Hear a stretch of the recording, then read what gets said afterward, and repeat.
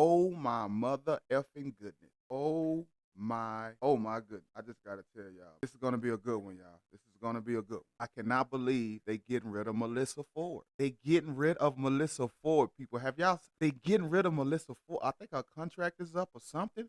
But Melyssa Ford is gone, guys. Now they just need to get rid of Ice. Let's see what's going on, man. Let's see. Because there's going to be new casting. Yeah. Oh, yeah, it is. I saw the live. Who did the line? She said she'll be up here one day a week. Who did the line?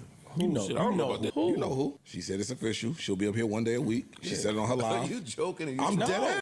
She Who was y'all on her talking live. about? Everybody's pay will remain what it is. Don't be alarmed. No, that's the problem. Yeah, on the last episode of the Joe Budden Podcast, the cast would reveal that Joe is bringing a new co-host, and it's going to be a woman. Now, who could that woman be? Well, I think it's pretty Don't call me obvious, white girl. and we'll get to that a little bit later. But we're going to talk about the possibilities because folks are thinking it's going to be Mona, and there's even this other random that other people are thinking. So let's get to it. First, there's Mona. Now, Mona is the host of Don't Call Me White Girl, and she has been on the show multiple times. And during those shows, the fan base has said, yo, we love Mona. We need her on the show to replace Melyssa Ford. But I actually think I'm They not should that keep big of a both of them. Mona fan, but hey, if everybody else is, who am I? And on top of that, she also said that her contract with Breakbeat is up and that she would be allowed to be on the show. When are you a free agent? She won't May say she 26, signed some lifetime 2025. 360 contract. I'm a free agent, like within, like literally, like a couple months. Nah, She don't know her contract. Nah, Crazy. couple months. Plus, there's proximity there. She does a show in Philly, so she could easily do the Joe Budden Podcast once a week. Now, another caveat to why it's likely Mona is that Ice in this episode said that he saw the stream. Now, to me, I'm kind of liking Ice, that though, bro. means Like, Ice it's someone alright. he follows. Now, he doesn't follow Azar Farida, who people think she's the Congratulations, co-host well done. of the Truth Podcast with Paul Pierce. And he doesn't follow Karrine Steffans. So to me, that likes he put her in the lead. But how about the other co-host that people think is joining the podcast to replace Melyssa Ford? Karrine Steffans. Now, here's the thing with Karrine Steffans. I like Karrine, though, on the cool. Is I like she Karrine. really going to leave her soft lifestyle that's probably being bankrolled by some rich dude She still look or amazing. multiple rich dudes to go She to had the all Joe them Budden big booty mouths. Podcast to be a C or D mic? Besides that, they also probably want to lead their own show. How is Karrine Steffans going to be when she gets dogpiled? I don't know. I don't see don't it know. happening. I think that is one that is really far from the truth. I could be wrong.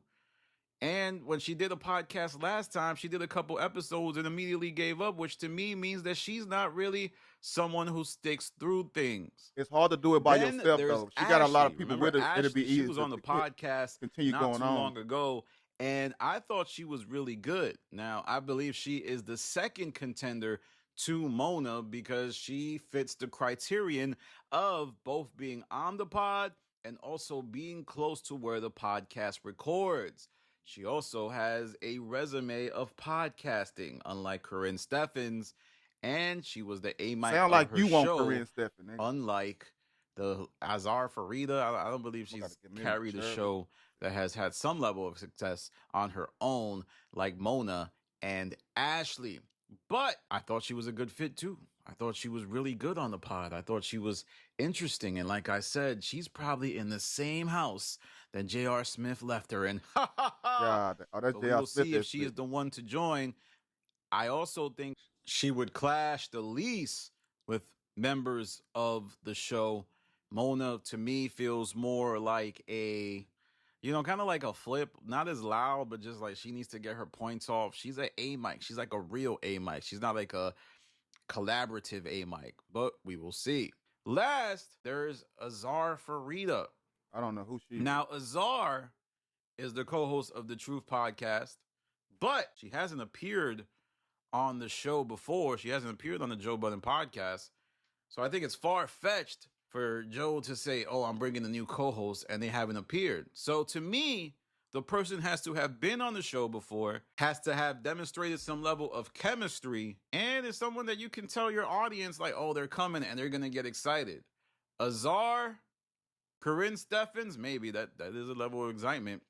They could be people that could be added to the show, but they're not going to really break the, bank or make people excited. But there's also someone else I didn't mention, Joy Taylor. Oh, if he bring her, bro. Now, the reason why he needs to bring Joy, Taylor though. is because I think her sights are set I don't on like bigger things. Y'all. I think he should bring Joy Taylor.